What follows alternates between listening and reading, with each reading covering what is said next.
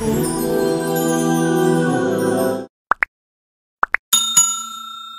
زیباییش و با اون شعله افکنیش و با اون نوردهیش از نور توست یا رسول الله. بنابر حضرت جابر میگن شب در صحن مسجد همراه پیغمبر خدا می نشستم، ماه میگه در فضا شب قمر 14 بود، بدر بود. چگونه ماه زیبا میتافت خوش رو نگاه میکردم رخساری رسول اکرم، چهره نورانی پیغمبر خدا را از ماه هم دیده روشنتر و نورانی تر بود. حضرت جابر بن سمره میگه نبر شاعرم هوای میگه یا صاحب الجمال یا صاحب الجمال و یا سید البشر من وجهك المنير لقد نور القمر لا يمكن الثناء كما كان حقه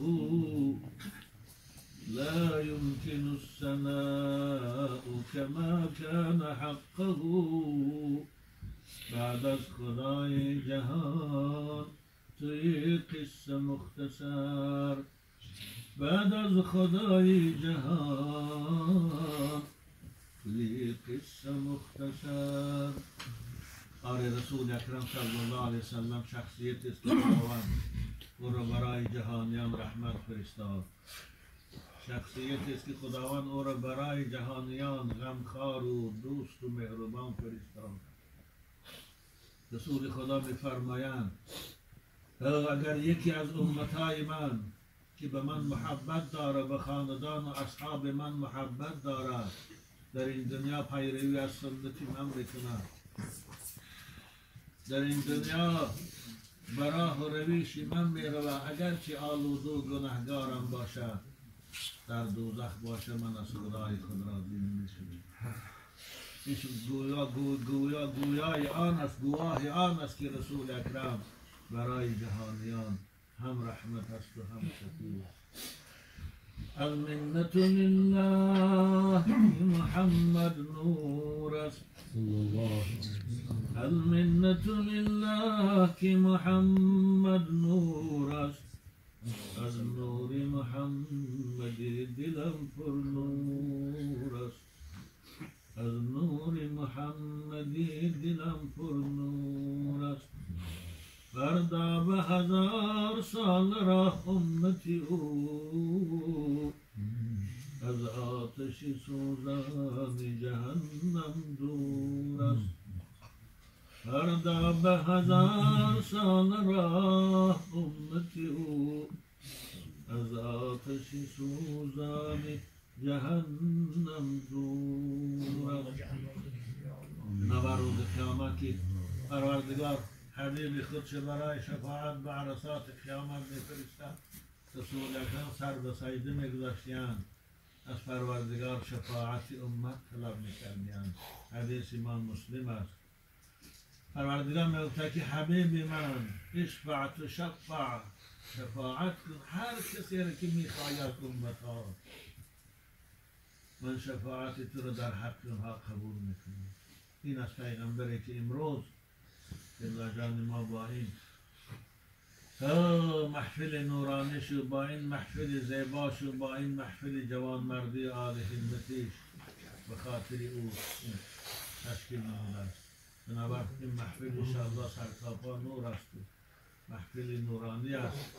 یکن دامه یک چند صحبت برای ما و شما کنم گوش اندازیم، هم دلامون ملایم شود، هم چشمامون قطره های آب کمی هم باشه ریزه انشاءالله. چشمی که از عشق خدا و پیغمبر، از ترس خدا و روز قیامت آب میریزه، او جسم او بدن او جسد آتش دوزخ نمیسوزه. اینجا قاری ها هستن انشاءالله، قاری نماید ما خدا نگهدارن، قاری فضل حق و قاری عبدالقارن. چند شعرهای در مدح رسول اکرم در وصف زیبای محمد بیان کنند و بعد از انشاءالله دعا میکنم. بسم الله الرحمن الرحیم. الحمد لله والصلاة والسلام على رسول الله وعلى آله وأصحابه ومن والاه. در اول برای میزبان عزیزمون برادرمون فیروز جان از خداوند تبارک و تعالی به خاطر این محفل خیر و نورانی که برگزار نموده است و خیر احسان خیلی زیاده در این راه مصرف نموده است از پروردگار براش و اهل خانواده‌اش و برادران عمر دراز با طاعت و عبادت و پیروی از قرآن و سنت و خدمت در اسلام مسئلت دارم.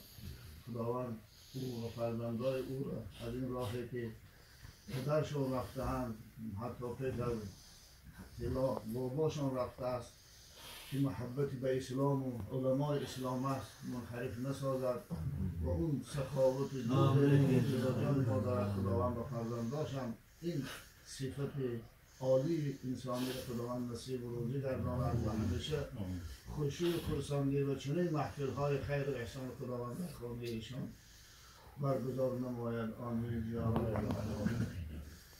محترم جماعه اهل اسلام، الان ما در ماه ربیع الاول قرار داریم. ماه ربیع الاول در تقویم اسلامی یکی از ماه‌ها مثل ماه رمضان یکی از ماه‌های درخشان و برجسته است. بنابراین در این ماه یکی از حادثه های بزرگی که اتفاق افتاده است ولادت رسول اکرم صلی الله علیه و سلم است و باید در هر محفل هایی که در این ماه برگزار می شود ذکر از تاریخ زندگی رسول اکرم از ولادتش از جانب علما و داعی‌ها و واعظان گفته شود و همه پهلوهای نه تنها حادثه ولادت و تولد رسول اکرم بلکه همه پهلوهای رسول اکرم زندگیش باید بگوییم. از آن جمله در این ماه یک حادثه دیگری که در تاریخ رسول اکرم اتفاق افتاده است که اینم با قضای الهی یکی از اتفاقات قضای الهی است. این رحلت و وفات جانسوز پیغمبر خدا صلی الله علیه و سلم. ببینید در ماه ربیع الاول تولد شدن، در ماه ربیع الاول رحلت کردن، وفات کردن. فقط چون ماه ربیع الاول قمری است در بین ماه‌های شمسی چرخ می‌زند، بنابراین اگر ربیع الاول تولدشان با ماه اپریل شمسی جور بیاد، اما ربیع الاول که حضرت وفات کردن به ماه ایون یعنی به ماه اخیر بهار جور آمده است، طوری آمده است، راست آمده است. خلاصه این پهلوی زندگی رسول اکرم باید ما بدونیم.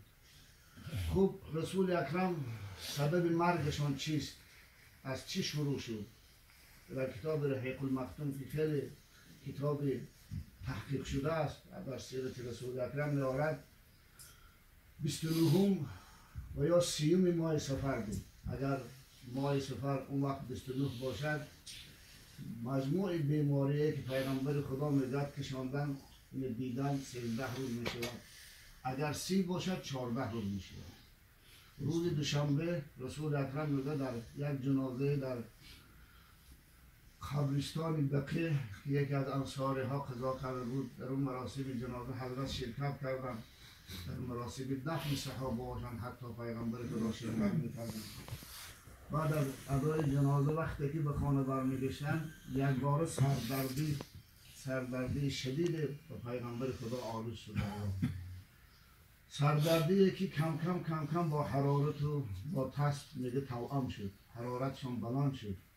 خب این علماها میگن اصلا بیماری که حضرت به این بیماری وفات کردن امروز علماها محقق تحقیق میکنن و خود رسول اکرم در یک روایت گفتن از زهر همون یهودی است که در جنگ خیبر این 6 سال پیش از 4 سال پیش از وفاتشون سال 6 هجرت جنگ خیبر شده است. یه زن یهودی حضرت به گوشت آوردن، گوشت زهرآلود کرده، حضرت در دهان گرفتن و انداختن. شاید آبی لعابشان به حلقش رفته بود. خلاصه گفتن که یه حدیث صحیحه، گفتن ما ازال و اجد علم الطعام الذي اکلته بخیبر. من گفتن همواره گفتن درد همون طعامی را که در جنگ خیبر در غزوه خیبر خوردم احساس میکردم بخورم. همیشه معلوم نشکن که حضرت آزار میداد از همون زهر. فهذا اوان انقطع ابها فهذا اوان وجدت انقطاع ابهر من هذا السم. حاضر گفتن هم تو لحظه فرار رسید از حالت مرگشان سخن گفتن. هم تو تصور میکنم که مرگ کمر رگ کمربند اون میگه شکسته ایستاده است، کنده شده ایستاده است از تاثیر اون زهر زن یهودی. بنابراین اکثر صحابه ها پیغمبر خدا رو میگن مسموم از دنیا رفتگی هستند. یعنی درجه شهادت بردن، زیرا هر کسی که با زهر کشته می شود وای مسموم و شهید، اونم شهید است. خیلی خلاصه آمدن خانه که حضرت عایشه مادر موند، اونم درد سر داشتن. دیگه همون روز اتفاقا منم سرم درد میکرد، میگه دستان بالای بر سرم، میگه وارعصا میگفتن درد سر دارم. حضرت در آمدن گفتن بل انا وارعصا یا عایشه. گفتن یا عایشه، گفتن من سردرد سخت دارم. گفتن میگه اگر رفت با قضای الهی شما در نزد من وفات کنید، گفتن من خودم جسم شما رو، جسد شما رو میشم در خواب میگذارم. اما گفتن درد من درد زنگ. خوب از همون روز دوشنبه شروع شد بیماری حضرت، روز به روز حرارتشون بدن شد، بدن زیاد شد. لیکن عدل بین همسراشون رو ترک نکردن. هر روز حضرت میپرسیدن، میگفتن انا غدا، من فردا در کجا، عین انا غدا، من فردا در کدام حجره هستم. خوب حضرت گردش میدادن. بالاخره وقتی که خیلی ضعیف شدن، به حد رسید که دیگه از جا نمیتوانستن خیشته و راه گشته، با همسراشون توصیه کردن، اونها هم خودشون قبول کردن. گفتن خیلی هفته اخیرش رسول اکرم بیماریشان در حجره عایشه صدیقه که محبوب ترین همسراشون بودن در خانه هوای سپری کنن. بنابراین هفته اخیر تا لحظه مرگ و حتی بعد از مرگ دفنشان در همون حجره حضرت عایشه شد.